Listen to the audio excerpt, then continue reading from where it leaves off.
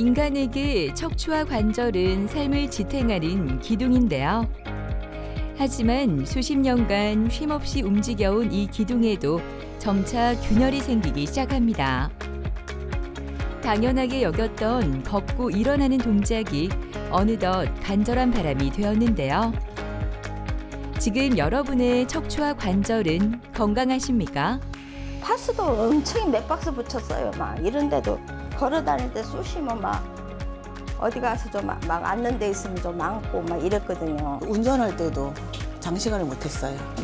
그 운전하다가 내리면은 통증이 너무 심하니까 구부렸다가 일어서질 못했고 공을 던졌는데 딱 하는 소리가 나면서 팔에 힘이 안 들어갔고 그러면 땡기는 거고 밤에 잠잘 때는 이쪽 다리에 마비가 자주 와.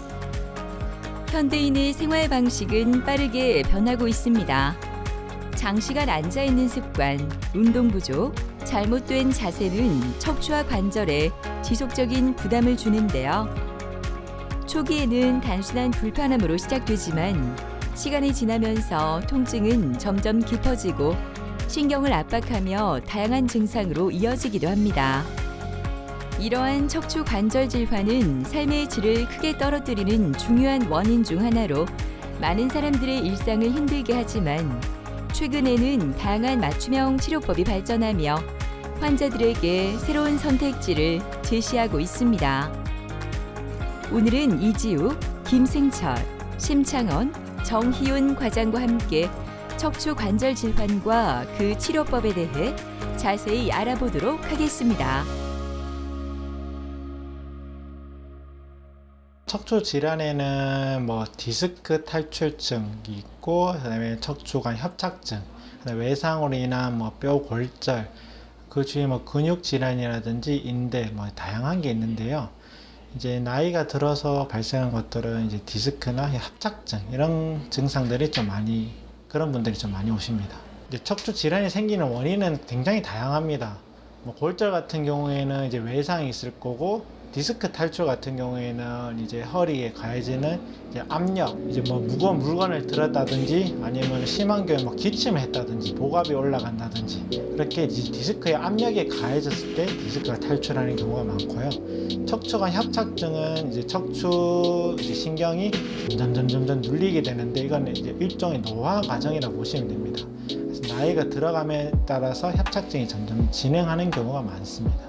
허리 이제 질환이 생겼을 때 1번은 당연히 허리 통증이겠죠. 그 문제가 생긴 부위에 통증이 생기고 신경이 눌렸냐 안 눌렸냐에 따라서 다리 쪽, 뭐 뒤쪽이 됐든 옆쪽이 됐든 타고 내려오는 통증 또는 저림 이런 이제 방사통이 생길 수 있습니다. 심한 경우에는 이제 감각이 떨어진다든지 뭐 꼬집어도 난 안 아프다, 막 덜 아프다, 남의 살 같다든지 힘이 빠지고 그 다음에 이제 더 심해진 경우에는 뭐 대변 소변 조절이 잘 안 되는 그런 증상도 생길 수 있습니다. 증상에 따라서 뭐 다양한 단계가 있는데 일단 1번은 허리는 일단 휴식이 중요합니다.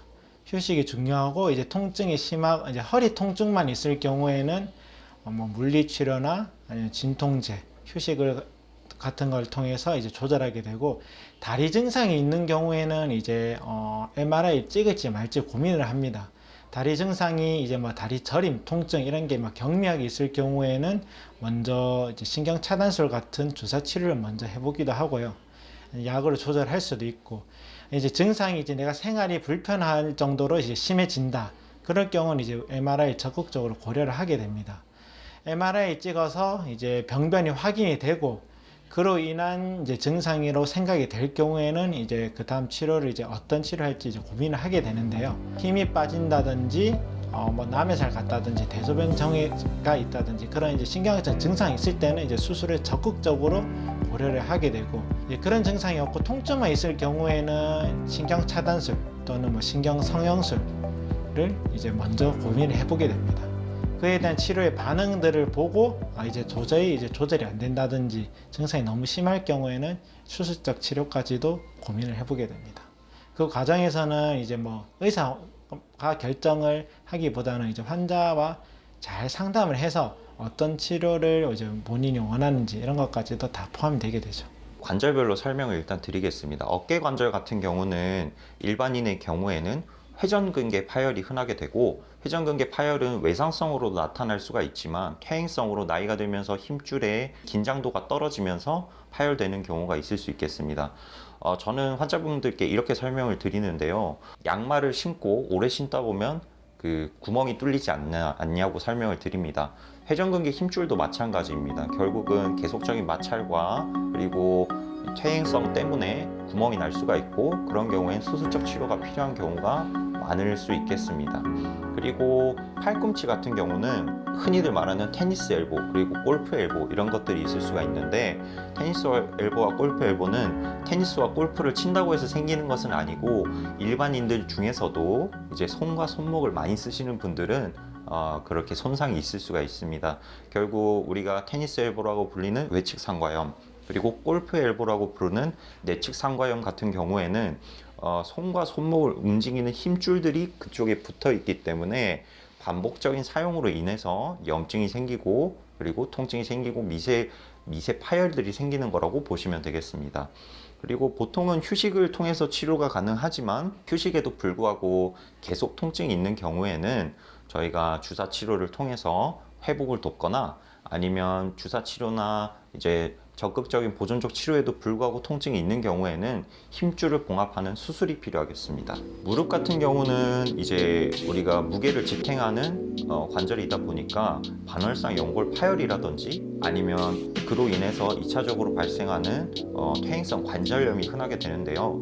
반월상 연골판 같은 경우는 최근의 트렌드에 따르면 최대한 봉합술을 시행해서 기존의 반월상 연골을 보존하는 것이 중요하다고 생각됩니다. 나이가 들면서 결국은 힘줄이라든지 그리고 인대라든지 근육 이런 쪽으로 힘이 빠지고 탄력도가 떨어지면서 문제가 생기는 경우가 대부분이라고 생각됩니다. 그럼에도 불구하고 젊은 사람들 같은 경우에는 운동이라든지 외상으로 인해서 외상성 파열이 생기는 경우가 흔히 있을 수 있겠습니다. 어깨 같은 경우는 팔을 갑자기 들 수 없는 통증이 생기거나, 어깨 같은 경우 그 잠을 주무시기 전에 통증이 생겨서 잠을 잘 수가 없다든지, 예를 들어서 오른쪽 어깨라고 하면 오른쪽으로 돌아 누웠을 때 통증이 너무 생겨서 잘 수가 없다 이러신 분들이 계십니다. 그런 경우에는 회전근개 파열을 의심하고 꼭 체크를 해봐야 합니다. 그리고 또 흔히들 오십견이라고 불리는 질환이 있는데요. 오십견은 저희가 흔히 말하는 회전근개 파열과는 별개의 질환입니다. 오십견이라고 불리는 질환의 정확한 명칭은 육착성 관절낭염이라고 하는데, 육착성 관절낭염이 발생하게 되면 어깨의 수동적 운동 범위가 줄어들게 됩니다. 그래서 요거는 정확한 감별을 위해선 전문가와의 상담이 꼭 필요하겠습니다. 팔꿈치 같은 경우는 저희가 우선 손과 손목을 사용하는 중에 통증이 있는지 유무를 체크해 보시는 게 꼭 중요하겠고, 저희가 예를 들어서 손목을 펼 때, 신전을 할 때 저항을 주었을 때 힘이 빠진다든지 아니면 통증이 생긴다든지, 그리고 손목을 굴곡할 때 그리고 꺾을 때 그때도 이제 저항을 주었을 때 힘줄 통증이 생긴다든지, 그런 경우에는 꼭 의사와의 면담과 체크가 필요하겠습니다. 무릎 같은 경우는 걸으면서 통증이 생긴다든지, 계단을 내려가거나 오르내릴 때 통증이 있다든지, 그런 경우에는 의사와의 면담이 꼭 필요하겠습니다. 그리고 관절 잠김 현상이라고 있을 수가 있는데요. 관절을 쭉 펴서 굽힐 수 없을 만큼 통증이 생긴다든지, 그런 경우에는 반월상 연골 파열이 강력히 의심되기 때문에 재빠른 체크가 좀 필요할 것 같습니다. 제가 수술을 정하는 기준은 환자의 통증 정도라고 보시면 됩니다. 일단 1점에서 10점까지라고 했을 때 아무리 파열이 심하더라도 통증이 심하지 않은 경우는 저는 수술을 그렇게 막 적극적으로 권하지는 않고요. 결국은 통증 정도와 기능 상실의 정도, 그리고 환자의 요구도에 따라서 수술을 결정하게 됩니다. 아무리 적은 파열이라도 통증이 심하게 되면 그런 경우에는 수술적 치료가 필요할 수도 있겠습니다. 봄바람이 따스하게 불어오는 월요일 아침. 누구보다 상쾌하게 아침을 맞은 박주식 아버님은 비록 입원실에서 새로운 한 주를 시작하지만 마음은 편안하기만 합니다. 얼마 전 수술을 받고 하루 만에 다시 발걸음을 내디딜 수 있었기 때문인데요. 다리의 힘과 감각 그리고 일상의 기능들도 서서히 회복되고 있어 오늘 퇴원을 준비합니다. 앞다리가 많이 땡긴다. 그렇게 땡긴 거는 한 1년 가까이 됐어. 심하게 할 때는 아주 걸음을 몇 발짝을 못 뛸 정도로 그러면 땡기는 거하고 밤에 잠잘 때는 이쪽 다리에 마비가 자주 와.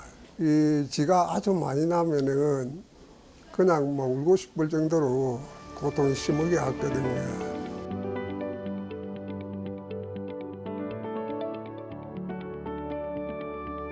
박주신님 주말 동안 좀 어떠셨어요? 예? 주말 동안 좀 어떠셨어요? 주말 아, 괜찮았어요. 괜찮았어요. 우리 수술 전에 이제 대변 소변도 조금 조절이 좀 잘 안 됐었잖아요. 그런 건 좀 어떠세요? 그래도 잘 됐어요. 그런 것도 잘 되고 네. 다리에 힘 빠지고 뭐 이런 것도 계속 없으시죠? 예. 다리 뒤쪽에 당기고 이런 것도 계속 좋고 제가 수술했던 거 수술 전후 MRI 한번 설명드렸었는데 한 번 더 좀 설명드릴게요. 요거 화면 보시면 됩니다. 제가 화면 표시 좀 하면서 설명드릴게요. 우리가 수술한 곳이 이제 3번, 4번입니다. 여기가 3번 뼈고 4번 뼈고 뒤쪽으로 이렇게 협착증, 신경이 이렇게 꽉 눌러있는 협착증이 이제 수술 전에 굉장히 심했고요. 요걸 자세하게 보면은 여기 밑에 보면은 신경이 이렇게 꽉 눌러져 있는 협착증이 있어서 이제 대소변도 조금 조절이 잘 안 되고 다리에 힘도 빠지고 뒤쪽으로 당기는 게 굉장히 심하셨던 거고요. 그래서 우리가 이제 내시경으로 이제 협착증 풀어주는 감압술 수술을 했습니다. 수술하는 거는 이제 톤톤만하게 구멍 2개 이렇게 내서 수술해서 피도 좀 덜 났고 상처도 되게 작고 회복도 좀 빨랐고요. 이제 수술 후에 MRI하고 같이 비교해 보면은 밑에 꽉 눌러져 있던 거 위에 이렇게 잘 풀어져 있고 사실 MRI가 좋냐 안 좋냐 뭐 이런 것도 중요하긴 하지만 본인 증상이 해결된 게 제일 중요하거든요. 이제 수술하고 나서 이제 그 전에 있던 증상들도 많이 좋아지셨고 뒤에 상처도 이제 쪼마르게 나서 이제 거의 다 아물었고 일상생활은 이제 퇴원하실 건데 일상생활은 퇴원하고 이제 자유롭게 다 하셔도 돼요. 뭐 일상생활 다 해도 되는데 그래도 우리가 수술한 지 지금 한 10일 정도 됐잖아요. 그러니까 무리한 운동 이렇게까지 일부러 할 필요는 없어요. 일상생활을 하고 수술 후에 뭐 한 달 정도까지는 그냥 회복할 거 다 하시고 그 다음부터 이제 뭐 한 달 되고 나서는 이제 뭐 걷기라든지 운동 이제 살살 시작하고 뭐 하고 싶은 거는 일상생활 다 하셔도 될 것 같아요. 그리고 이제 퇴원하고 한 2주 있다가 한 번 더 이제 상태 보러 병원 오실 거고요. 그때까지는 아마 별 문제 없이 잘 진행될 것 같습니다. 뭐 궁금하거나 이해 안 되거나 뭐 그런 거 없으시고요. 궁금한 게 네. 지금 뭐 제가 농사를 많이 짓고 있기 때문에 주변의 이야기가 허리 수술을 받으면은 심한 일을 할 수가 없다. 그런 이야기 들었어요. 그에 대해서 좀 궁금해서. 심한 일은 이제 수술을 했냐 안 했냐 뭐 이런 거에 상관없이 사실 하는 게 허리에 좋지는 않아요. 근데 일을 우리가 하고 살아야 될 거 아니에요. 이제 수술하고 한 달 정도까지는 무거운 물건 든다든지 힘쓴다든지 이런 걸 피하는 게 좋고 한 달 후부터는 이제 제가 이제 진료 보고 그때도 별 문제 없으면 조금씩 이제 힘 주고 이런 걸 점점 일을 늘려가면서 사실 일을 하셔야 될 거 아니에요. 일상생활로 복귀하고 내가 하던 일을 다 하기 위해서 이제 우리가 상처도 적게 하는 이런 수술을 한 거고 아마 다 하실 수 있을 거예요. 지금 이제 상태 보면 되게 좋으시잖아요. 원래대로 하듯이 그것보다 수술 전보다 훨씬 좋게 이렇게 다 할 수 있을 겁니다. 또 그에 뭐 다른 건 없습니다. 어쨌든 간에 지금 다른 분들 우리 집 사람도 조금 이따 또 수술을 해야 되거든요. 맞아요. 어머님도 안 좋으신데 그거는 또 제가 기억하고 있으니까 또 많이 불편하고 그러면 또 나중에 또 고려합시다. 수술 안 할 수 있으면 더 좋고. 감사합니다. 또 궁금한 건 없으시고요? 예. 알겠습니다. 퇴원 잘하시고 나중에 뵙도록 할게요. 예. 네, 알겠습니다. 박주식 환자분 같은 경우에는 일단 다리에 힘이 빠지는 신경학적 증상이 있는 상태로 오셨습니다. 힘도 빠지고 그다음에 대변 소변도 좀 조절이 잘 안 된다, 뭐 잘 안 나온다든지 그런 신경학적 증상이 명확하게 있었던 상태고요. 그리고 이제 신경학적 증상이 명확하게 있었기 때문에 MRI를 시행하였고 요추 3번, 4번의 협착증, 이제 신경이 꽉 눌린 그런 게 이제 명확하게 확인이 되고 그로 인해서 이제 증상이 생긴 거라서 판단이 됐기 때문에 이제 빠르게 수술을 진행을 했던 거죠. 뭐 신경학적 증상이 없을 경우에는 뭐 주사나 아니 뭐 신경 차단술이나 신경 성형술 이런 이제 주사나 시술을 고려해 볼 수 있지만 박주식님 같은 경우에는 명확한 신경학적 증상이 있었기 때문에 수술을 첫 번째 옵션으로 바로 고려를 했습니다. 예전에는 이제 수술을 할 때 뭐 이제 현미경으로 하면서 뭐 한 3, 4cm 정도 절개를 하고 이제 수술을 하는 경우가 많은데 최근에는 이제 내시경 수술을 많이 하고 있습니다. 내시경 수술은 한 손톱만하게 한 1cm 정도 절개를 해서 이제 뭐 엄지손가락만한 이제 굵기 내시경이 이렇게 들어가고 이제 또 그 비슷한 크기 기구가 이렇게 들어가서 이제 접근해서 뼈를 조금 갈아내고 신경 주위를 감압을 해주는 그런 이제 내시경을 이용한 감압술, 신경 감압술 수술을 진행을 했습니다. 그리고 이제 수술 전후 MRI를 보면요, 여기 위에 게 이제 네모친 게 허리뼈고 4번 뼈, 3번 뼈인데 3번, 4번 사이에 디스크가 이렇게 튀어나와 있고 이제 신경을 앞뒤로 이렇게 많이 눌려져 있는 협착증이 굉장히 심했습니다. 요 사이 이제 척추관을 통해서 신경이 내려오는데 여기 압박이 굉장히 심했고요. 이걸 자세하게 보면은 이쪽에 신경이 있는데 신경이 지금 굉장히 심하게 눌러져 있는 걸 볼 수 있습니다. 그래서 이제 내시경을 통해서 수술을 진행을 했고요. 요 신경 주위를 쫙 풀어주는 그런 감압술을 진행을 했습니다. 수술 이후 이제 MRI를 보면은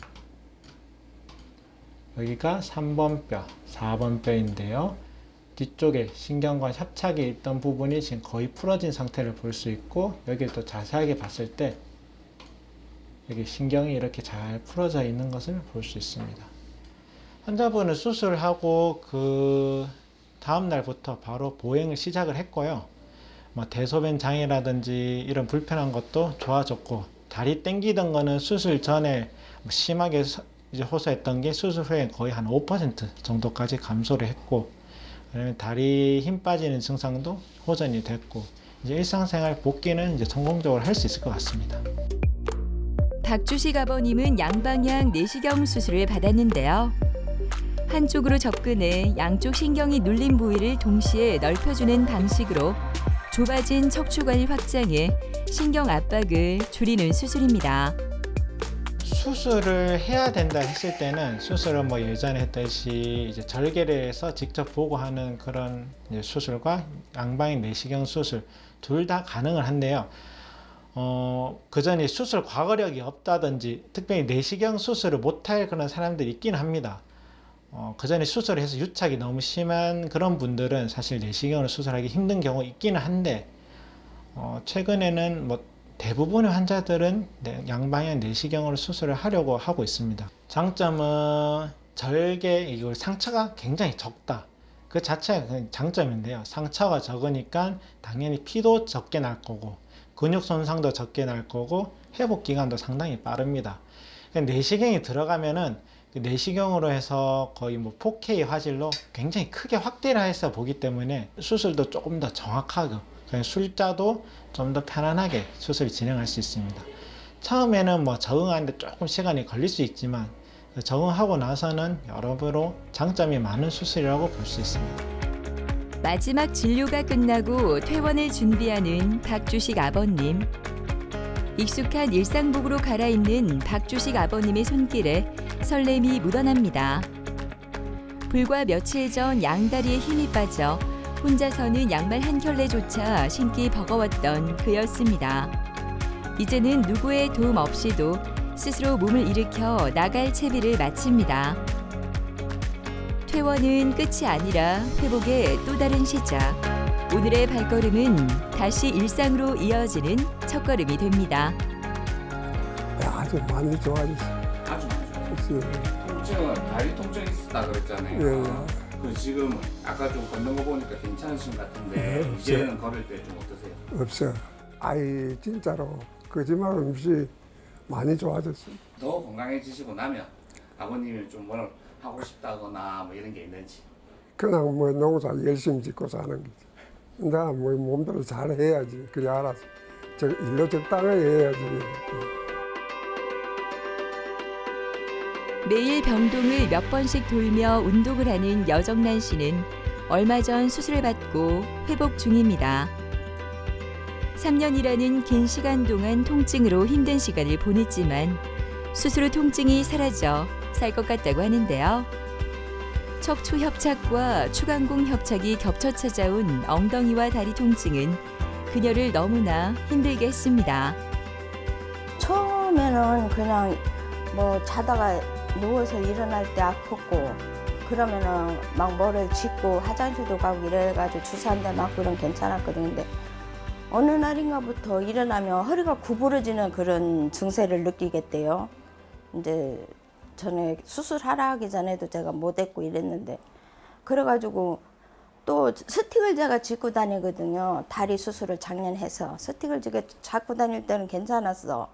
근데 우리 이제 조그마한 강아지를 키우는데 걔를 이제 운동시킨다고 아무것도 안 갖고 순간적으로 그냥 나갔어요.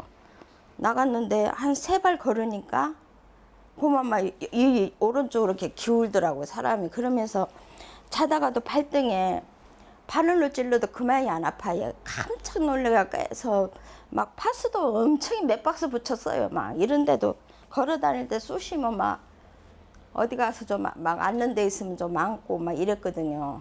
아무래도 이제 앉고 서고 하는 것도 그렇고요.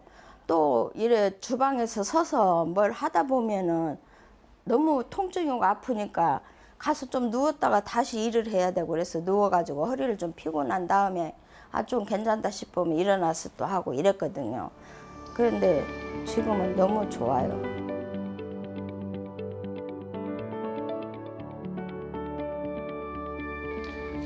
요즘 좀 어떠세요? 많이 좋아졌어요. 많이 좋아졌어요? 예. 저희 지금 수술하고 한 3주 정도 지났는데 오늘 거기 찍은 엑스레이 보면서 어떤 좀 말씀드릴게요. 네. 처음에 거기 저희 수술한 부위가 이제 여기 5번이랑 요추 5번이랑 천추 1번이죠.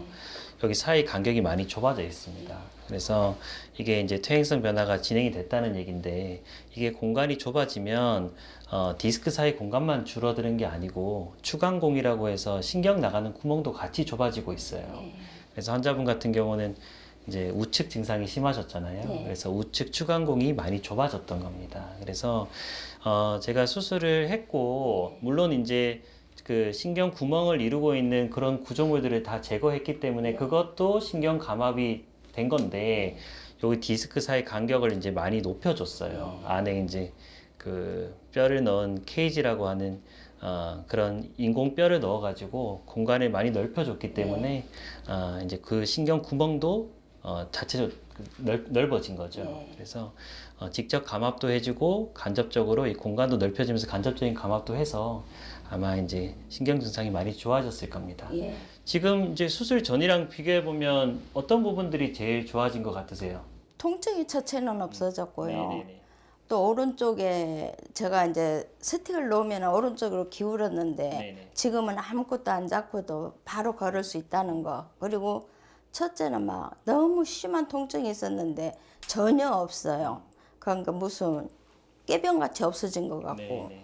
걸음이 또 오른쪽은 너무 가벼워요. 발이 네네. 다리가. 아마 그 전에는 통증이 있으니까 이게 이제 통증이 없는 방향으로 걷다 보니까 조금 그런 부분들이 있었을 겁니다. 그런 부분이 있었을 거고 지금은 이제 신경이 완전하게 감압이 됐으니까 통증은 없는데 그 사실은 이제 우측은 제가 완전하게 감압을 시켰고 좌측은 이제 간접적으로 감압을 시킨 방법을 썼어요. 그래서 좌측 증상도 이제 아마 뭐 차차 조금씩 더 좋아질 겁니다. 네. 하고 MRI도 한번 보여드릴게요. MRI도 이게 이제 수술 후의 MRI고 여기 수술 전의 MRI인데 수술 전에는 이렇게 디스크도 좀 나와 있고 그다음에 아예 사이 간격이 많이 좁아요. 이게 많이 좁죠. 많이 좁은데 수술하고 나서는 이제 수술 간격 그 디스크 사이 간격이 많이 넓어졌습니다. 그리고 보시면 이제 여기 신경이 꽉 끼어 있는 게 보이죠. 원래 위에 마디를 보면 이렇게 신경 구멍이 이렇게 터져 있어야 됩니다. 근데 우측 신경 구멍이 많이 좁아져 있었어요. 많이 좁아져 있어가지고 요거는 지금 이제 나사가 박혀 있어가지고 MRI에서 잘 안 보일 수 있는데 잘 보시면 이제 여기 신경이 지금 안에 보이는 게 보입니다. 터져 있는 게 보여요. 그래서 신경 감압도 아주 잘 되었다고 생각하실 수 있습니다. 아, 통증만 없어도 이래 살겠어요. 지금은 이제 수술하고 나서 이제 한 달 정도밖에 한 달 정도 이제 3주 정도 되셨는데 한 달까지는 특별한 재활이 없습니다. 특별한 재활이 없고 이제 조기에 잘 걷는 것만 해도 잘하고 계신 거예요. 잘하고 계신 거고 이제 보통 뼈가 거기 이게 유압수를 해놓은 거니까요. 여기 5추 5번이랑 1000추 1번이 붙을 때까지는 한 3개월 정도가 걸릴 겁니다. 네, 그래서 그 사이 동안은 과격한 허리 운동은 별로 좋지 않습니다. 별로 좋지 않으시고 오히려 이제 배 근육이나 등 근육을 키울 수 있는 운동을 하면 좋아요. 네, 그 방법은 제가 나중에 차차 외래에서 또 알려드릴 겁니다. 알려드릴 거고 3개월이 지나게 되면 이제 일상생활로 완전히 복귀하시면 됩니다. 복귀하시면 되고 보조기는 한 2달 정도 착용을 하실 거고 예. 그 일상생활을 복귀하고 나서도 사실은 허리를 많이 구부리고 펴는 운동은 별로 좋지 않아요. 그래서 그때도 뭐 자전거를 탄다든지 수영을 한다든지 조금 허리에 충격을 줄일 수 있는 그런 운동이 더 좋습니다. 그렇게 생각하시면 될 것 같아요. 너무 잘해주셔가지고 선생님만 보면 항상 고맙고 감사합니다. 아, 감사합니다. 제가 진짜 강추해드리고 싶어요. 제가 입소문 많이 내고 싶어요. 앞으로도 뭐 무리하지 마시고 보조기 잘 착용하시고 보행이나 이런 산책 정도 평지를 걷는 거 이런 거를 그 중심으로 재활을 하시고 추후에 또 외래에서 또 뵙도록 하겠습니다. 네, 열심히 알겠습니다. 하겠습니다. 네. 감사합니다. 네. 여정난 환자분이 저희 병원에 오신 거는 한 2023년도더라고요. 그래서 그 당시에는 제가 진료를 처음 본 건 아닌데 저희 병원 기록이 있습니다. 그래서 그때도 허리 통증, 그다음에 우측 엉치 통증, 그다음에 우측 하지 방사통으로 이제 저희 병원에 오셨고 그 당시에도 이제 MRI를 찍으셨던데 그 MRI를 보니까 척추관 협착증이랑 이제 우측 추간공 협착증이 상당히 심했습니다. 그래서 아마 그때부터 이제 그 환자분이 증상이 지속되었던 것 같아요. 그래서 뭐 여러 병원을 다니면서 주사 치료도 하셨을 거고 이제 약물 치료도 하셨을 거고 저희 병원에서도 하시고 이렇게 수년간 이렇게 끌어오셨을 겁니다. 그래서 결국에는 환자분이 수술을 결심하게 된 거는 이제 일상생활이 안 되니까 수술을 하시는 거거든요. 일상생활이 힘들고 통증이 너무 심해서 그거를 해결하기 위해서 이제 수술하기 위해서 이제 저를 찾아오셨습니다. 이전과 마찬가지로 그 척추관 협착증과 우측 추간공 협착증이 심해서 그 두 가지를 모두 해결을 하기 위해서는 척추 유압술이 필요하다고 판단을 했습니다. 근데 어떻게 그 유압술을 한다는 거는 의사들마다 의견이 좀 다를 수가 있고 다양한 방법이 좀 있을 수 있습니다. 제가 선택한 방법은 이제 최소한으로 절개를 해서 한쪽으로 감압술을 하는 건데요. 이제 정중앙으로 이제 그 후방으로 절개를 넣게 됩니다.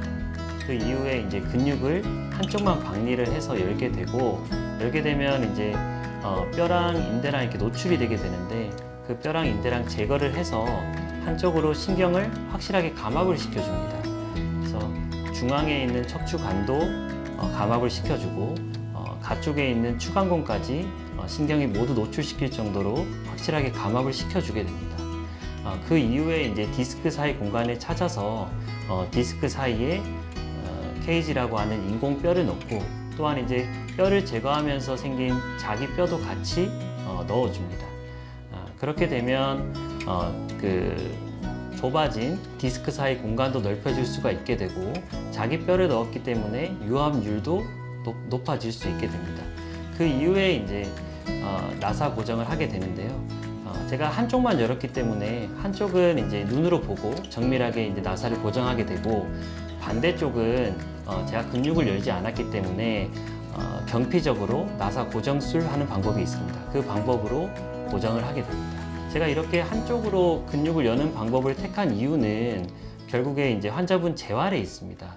아무래도 근육 손상이 적다 보면 환자분이 수술 이후에 통증도 적고 빠르게 회복을 할 수가 있기 때문에 조기 재활이 가능합니다. 수술 이후에 이제 흔하게 생길 수 있는 합병증들이 있는데 그런 합병증들을 조기 재활로 막을 수가 있는 거죠. 그래서 여러 가지 이유에 의해서 최소한으로 절개를 넣고 한쪽으로 근육을 젖혀서 수술하는 방법을 택하고 있습니다. 하루하루 보니까 걷는 것도 처음에는 이제 저기 워커 그걸 끌고 다녔거든요. 처음에는 이제 허리 중심도 그렇고 이렇다 해서. 그런데 선생님들 그거 좀 안 하고 걸을 수 있을까요? 이래서 걸어 보니까 처음엔 조금 비틀거려지대요. 제 자신이. 그래서 아 이거 안 되겠다 이렇게 하면 이 줄을 보고 저 복도를 줄을 보고 이제 걸으니까 빤듯해지더라고요. 지금 누가 보면 이거 안 차면 수술했다고 안 할 것 같아요. 이제 너무 아파가지고 정말로 친구들도 다 외면했거든요. 왜냐면 저기는 건강하고 나는 이래 아프니까 저거 어디 놀러 간다면 뭐 다리도 아프고 허리도 아프니까 따라가지를 못하고 놀러 가자 해도 그래서 이제 났으면은 뭐 옛날같이 젊었을 때 같이 놀러도 다니고 맛있는 것도 먹으러 다니고 그래야 되겠죠. 결국에는 무조건 수술을 하는 게 아니라 환자분들이 통증을 없애주기 위해서 수술한다고 생각하시면 되고 수술을 하게 되면 환자분들이 이제 통증이 없이 일상생활로 잘 복귀를 할 수 있게 됩니다. 그래서 척추 수술을 겁내하시는 분들이 많은데요. 척추 전문의를 통해서 진단을 정확하게 하고 알맞은 치료를 하는 게 중요하겠습니다. 진료를 기다리고 있는 민승이는 야구 선수입니다. 한 달 전부터 시작된 오른쪽 팔꿈치 안쪽 통증. 그러던 중 공을 던지는 순간 극심한 통증과 함께 열감과 부종이 생겨 수술을 하게 되었는데요. 지금은 골 유압 정도를 확인하며 회복 과정을 밟고 있고 6개월 후 금속 제거 수술을 앞두고 있습니다. 야구를 하다가 연습하고 이제 시합 들어가기 전에 폰거 봤다가 공을 던졌는데 딱 하는 소리가 나면서 팔에 힘이 안 들어갔고 오른팔에 한 달 전부터 그 안쪽 팔꿈치가 자꾸 누가 찌른다 해야 되나 이런 느낌이 계속 났어요. 치료받고 이러면은 또 괜찮아졌다가 이래서 그냥 계속 했는데 던지고 나면 계속 으실으실 아프고 그런 느낌이 났어요. 안녕하십니까. 네. 좀 어떻게 지냈어요? 저 재활하면서 네. 재활 운동하고 재활 계속 운동했어요? 네, 네. 통증은 좀 어때요? 거의 없어요. 자, 한번 볼게요. 원래 저번에 우리가 봤을 때는 각도가 조금 굳어 있었어요. 자, 굽혀보고, 각도 잘 나오네. 자, 펴보고, 거의 다 나오네요. 이 정도면 아주 만족스러운 각도예요. 안 굳게 계속 운동 잘해줘야 된다고 설명을 드렸었는데, 지금 문제 없는 상황이고, 우리가 수술한 부위가 여기거든요. 네. 누를 때 통증은 어때요? 조금 있어요. 조금 있는 정도. 많이 아프진 않죠? 네. 네, 좋아요. 그다음에 지금 이전에 우리가 수술했던 거 영상을 순서대로 좀 보여드릴게요. 네. 이게 우리가 골절됐던 부위예요, 여기가. 그리고 오늘 지금 촬영한 엑스레이고 잘 보시면 이쪽에 지금 골진이 나와서 붓고 있는 걸로 보여요. 그래서 이게 몇 달 지나면 아마 꽉 채워질 것 같아요. 그리고 처음에 잘 보면 그때도 설명드렸겠지만 이 후방에도 지금 성장판이 지금 늘어나 있는 게 보여요. 근데 지금 잘 쉬고 운동을 잘 했기 때문에 후방에도 지금 성장판이 거의 다 붙어가는 게 보여요. 이거 그대로 그냥 운동 열심히 하면 될 것 같아요. 재활 운동 위주로 열심히 해주고 그 다음에 좀 지켜볼게요. 그리고 우리가 애초에 처음에 말씀드렸다시피 6개월째 그 금속을 뽑거든요. 그래서 우리가 지금 7주째니까 2달 뒤에 엑스레이 또 찍어보고 그러고 나면 한 3.5개월 되잖아요. 그러고 2달 반 뒤에 또 봐요. 그러고 엑스레이 찍어보고 금속 제거하는 거예요. 이해됐죠? 네. 또 궁금하신 거 있을까요? 아니요. 튜빙이나 이런 거 다 했죠? 네. 할 때 통증이 있었어요? 없었어요. 없었어요. 그리고 아까 지금 만졌을 때 좀 통증이 있는 거는 금속이 지금 자극을 조금 일으켜서 그런 것 같거든요. 그거는 너무 신경 안 써도 될 것 같아요. 그래서 오늘은 뼈가 붙는 게 아주 만족스럽긴 한데 우리가 뼈를 조금 더 빨리 붙이기 위해서 체외충격파 치료를 하면서 그다음에 좀 지켜보고 우리가 2달 뒤에 또 엑스레이 체크해서 뼈가 얼마나 붙었는지 설명드리도록 하겠습니다. 지금 한 거의 50-60%는 붙은 것 같아요. 네, 좋습니다. 다음 오늘 체외 충격 하시고 2달 뒤에 뵐게요. 네, 좋습니다. 네. 광민수 환자 같은 경우는 일단 엑스레이를 보시게 되면 처음에 투구 중에 빡하는 소리와 함께 우측 주관절 내측부 통증으로 내원하셨는데요. 엑스레이를 촬영해 보니까 처음엔 성장판이었던 줄 알았던 이 내과 성장판이 반대쪽 팔꿈치와 비교를 해보니까 견열 골절이 일어난 상태였습니다. 지금 보시면 여기 내과 견열된 골절 부위가 보이고요. 이쪽 부위에 내측 축부인대와 전완부에 굴곡건 힘줄들이 붙는 상태인데 투구를 하던 도중에 내측 축부인대와 강력한 굴곡건 힘줄 때문에 이렇게 견열된 것을 볼 수가 있습니다. 그리고 통증이 심한 상태였기 때문에 저희가 전이 정도와 통증 정도를 생각해서 수술적 치료를 결정하게 되었습니다. 그래서 이분은 당일에 바로 응급수술을 들어가게 되었고요. 전이 정도가 심각하기 때문에 분리압 가능성이 높다. 그러니까 뼈가 안 붙을 가능성이 높다고 생각이 되어서 그날 바로 나사를 고정하는 수술을 시행하였습니다. 수술 후 엑스레이 영상이고요. 지금 골절된 이 부위 자체가 전이 정도가 좁아진 것을 볼 수가 있습니다. 지금 이렇게 나사로 고정을 한 겁니다. 뼈 붙는 단계를 저희가 주기적으로 엑스레이를 촬영하면서 보게 되고 6개월 이후에 보통 제거를 하게 되고 이 야구 선수 같은 경우는 저희가 한 6개월에서 7개월 정도에 다시 투구로 복귀하게 됩니다. 운동선수에게 부상은 단순한 통증 그 이상의 의미를 갖습니다. 특히 성장이 끝나지 않은 유소년 선수의 경우 현재 통증을 잡는 것만큼이나 향후 선수 생활과 신체 성장에 미칠 영향을 정밀하게 예측하는 것이 무엇보다 중요합니다. 유소년 야구 선수 같은 경우는 성장기 취약성과 그리고 반복적인 미세 외상이 계속 일어나기 때문에 이런 것들을 다 고려해서 치료를 해야 되고 이제 성장판이 열려 있다 보니까 근육과 힘줄의 성장 속도를 성장판이 따라잡지 못하는 경우가 많습니다. 그래서 성장판이 취약하기 때문에 이로 인한 손상을 잘 이해를 해야 되는데 사실 그래서 일반인과는 조금 다른 부분이 있습니다. 일반인은 반복적인 미세 외상이 계속 있는 경우는 흔하지 않기 때문에 유소년 야구 선수의 경우에는 그런 손상 기전을 잘 이해를 하고 치료를 해야 되겠습니다. 골 유압 소견을 확인을 하고 복귀를 하게 되는데요. 저희가 보통은 성장판이 유압하는 거를 6개월 정도 이렇게 보고 있습니다. 그래서 6개월째에 뼈가 잘 붙었다고 하면은 금속 제거술을 시행하게 되고 그 이후에 한 6주 뒤, 그래서 보통은 한 7개월째 복귀를 하게 됩니다. 수술 이후에도 회복 과정은 계속 이어지는데요. 민승이는 팔꿈치 주변의 회복을 돕기 위해 오늘 체외 충격파 치료를 받습니다. 손상 부위에 전달되는 미세한 자극은 혈류순환과 조직 회복을 돕고 통증 완화에도 도움을 줄 수 있습니다. 특히 반복적인 사용이 많은 성장기 선수에게는 회복 속도뿐 아니라 안정적인 운동 복귀 과정도 중요합니다. 수술한 지 거의 한 7주 정도 됐고 지금 수술했을 때보다는 팔이 더 잘 펴지는 것 같고 움직임이 더 좋아졌고 이제는 재활하고 있는데 재활하니까 팔이 더 잘 움직여지는 것 같습니다. 이거 나중에 팔꿈치에 금속 못을 빼면은 이제 그때부터는 더 재활 열심히 하고 해가지고 공 던질 때 예전처럼 다시 던질 수 있게 하겠습니다. 입원실에서 가볍게 운동을 하고 있는 김정은 씨는 1년 반 전 인공관절 반치환술을 했지만 다시 시작된 통증으로 얼마 전 재수술을 받았습니다.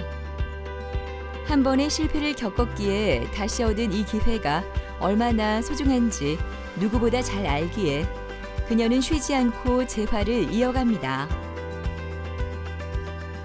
이거는 1년 전에 연골 수술을 다른 병원에서 받았거든요. 근데 이제 이건 통증이 있어갖고 그냥 있는 줄만 알았고, 그래서 왼쪽도 아파갖고 왼쪽 다리 하려고 왔는데 같이 사진 찍어보니까 오른쪽이 무너졌다고 하는 거예요. 예, 그래서 너무 깜짝 놀랐죠. 그래갖고 선생님이 그러면은 2개 다 하자. 다른 병원에서는 반치안 했는데 여기 와서는 완치안을 다 한 거지. 네, 이거는 완치안 다 한 거고. 네, 제가 장사를 오래 했거든요. 한 30년 했어요. 예, 개인 장사를 식당을 오래 하다 보니까 매일 걷고 뛰고 하루 종일 한 12시간을 서서 일을 했거든요. 그러니까 이제 한 무릎이 한 3, 4년 전부터 아프기 시작하더라고.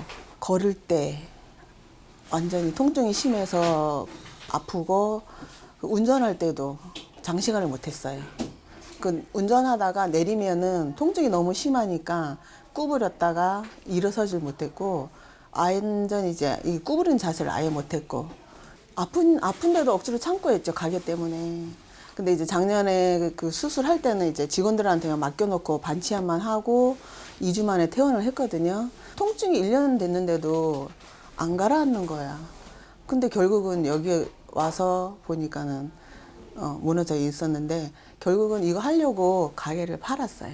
가게를 안 팔면 또 가서, 어차피 이거 하고 나면 또 가서 장사를 해야 되니까 어차피 이번에는 이제 성공하자 그래갖고, 예, 선생님이 수술도 잘 해주셨고 너무 가게를 정리하고 이제 몸을 완쾌하고 나서 장사하려고 가게를 팔았어요.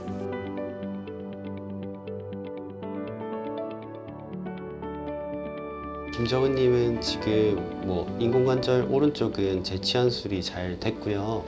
왼쪽도 지금 인공관절 치환술 잘 돼서 뭐 수술 자체는 크게 문제가 없는데 불편한 거 따로 있으세요?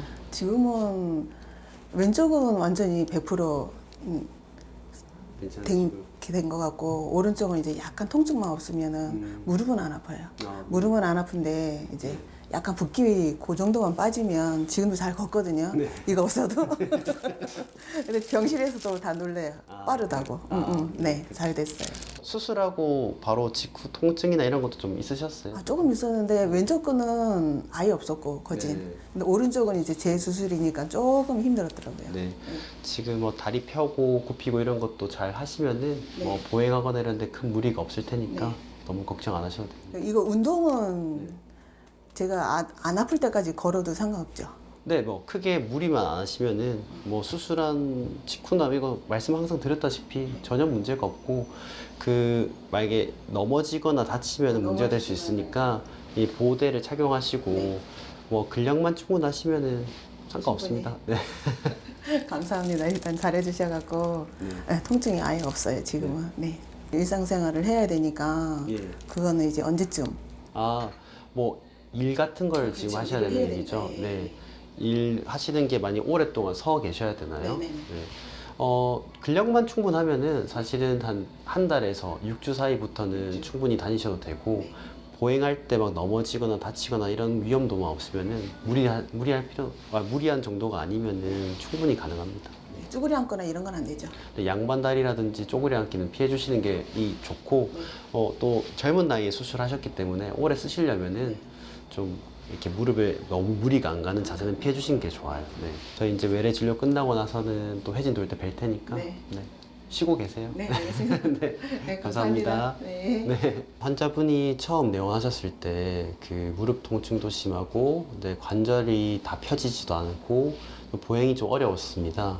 그 1년 반 전에 타병원에서 인공관절 반치환술을 시행한 상태였는데요.